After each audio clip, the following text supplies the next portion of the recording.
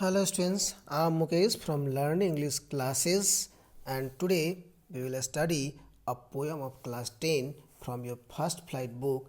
The name of the poem is Dust of Snow. The poem is written by Robert Frost.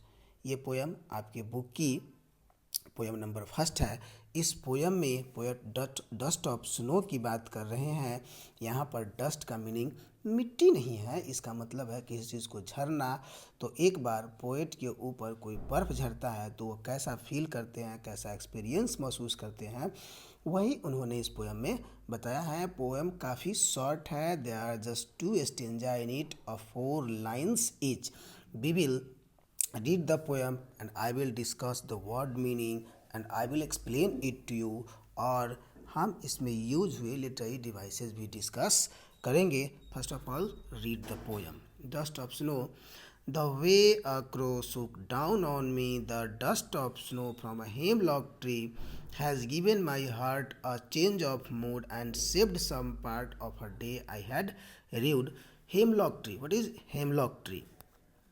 Actually, hemlock tree is a poisonous tree or plant, okay, with a small white flowers. This is quite similar to a Christmas tree which is laden with snow। लेकिन इसके जो branches होती है वो काफ़ी soft होती है।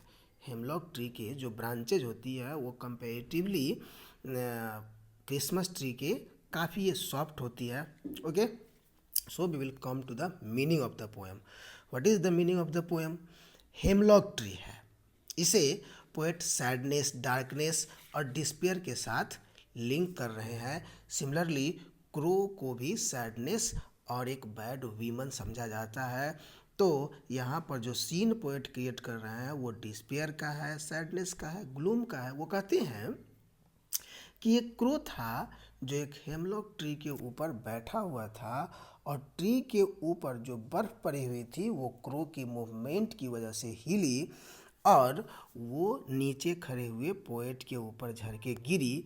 तो वो कह रहे हैं कि अब क्रो ने कैसी मूवमेंट की, वो आकर ब्रांचेस पे बैठा तो उसके बैठने से वो बर्फ़ झरकर उनके ऊपर गिर गई या उनके ऊपर से उड़ा तो उनके हिलने से वो स्नो झड़ी और उनके ऊपर गिरी, या सिर्फ वो गुजरा तो वहाँ से वो बर्फ़ झड़कर गिरी। ये उन्होंने स्पेसिफाई नहीं किया है। ही जस्ट सेज डैट, वो सिर्फ ये कहते हैं कि जिस तरह से ये जो क्रो है जब इसने कोई भी मूवमेंट की और जो हेमलॉक ट्री है उस पर से जो बर्फ़ है वो डस्ट होकर उनके ऊपर गिरी, उससे उनके जो मूड है वो चेंज हो जाते हैं, उनके दिल की फीलिंग चेंज हो जाती है।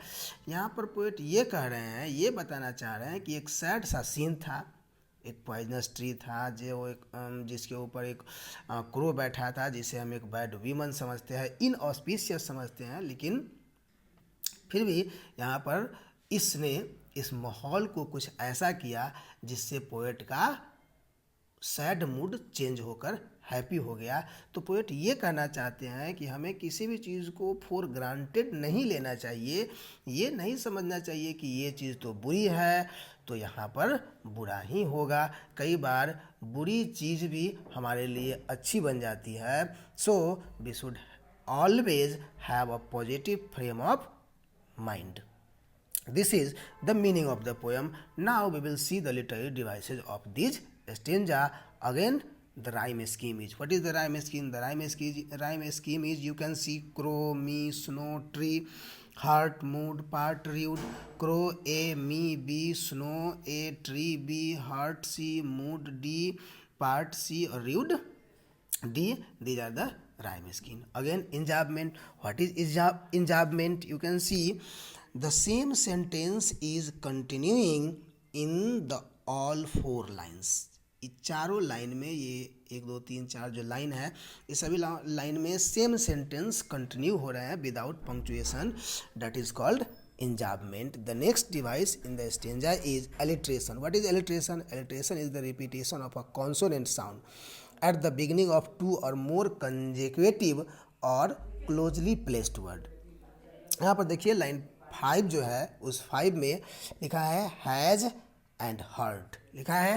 each साउंड रिपीट हो रहा है। ऑल्दो ये वर्ड थोड़ी दूरी पे है, फिर भी हम कह सकते हैं कि ये इलिट्रेशन है, क्योंकि ये वर्ड्स स्टार्टिंग के अल्फ़ाबेट सेम है। ये जो वर्ड्स हैं इनके स्टार्टिंग के अल्फ़ाबेट सेम है, एच साउंड से रिपीट हो रहा है, that's why these are alliteration. Again आप लाइन 7 में देखिए, लाइन 7 में आप देखेंगे saved and some, saved and some, वहाँ सॉ साउंड रिपीट हो रहा है।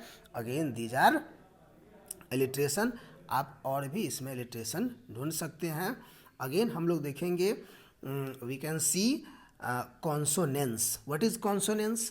Consonance is the repetition of consonant sound, but no matter, ये नहीं करता है कि ये स्टार्ट में हो, मिडिल में हो या एंड में हो, वो कहीं भी हो सकता है। आप यहाँ लास्ट लाइन में देखिए, लास्ट लाइन में आप देखेंगे लिखा है डे आई हैड रीड, देख रहे हैं यहाँ पर डी साउंड रिपीट हो रहा है। ये तीनों वर्ड में डी, डे में डी, हैड में डी, रीड में डी, ये डी साउंड रिपीट हो रहा है, that's why these are consonants. Okay, so with this we come to an end of this poem. You have understood the meaning of this poem. The literary devices also here. What is the literary devices used here? We have explained. You can do yourself more. Thank you for watching this video. I hope it was helpful to you. If you have any suggestion or comment, feel free to write in the comment section, and for more videos please hit the subscribe icon as well as bell icon too. Okay, thank you.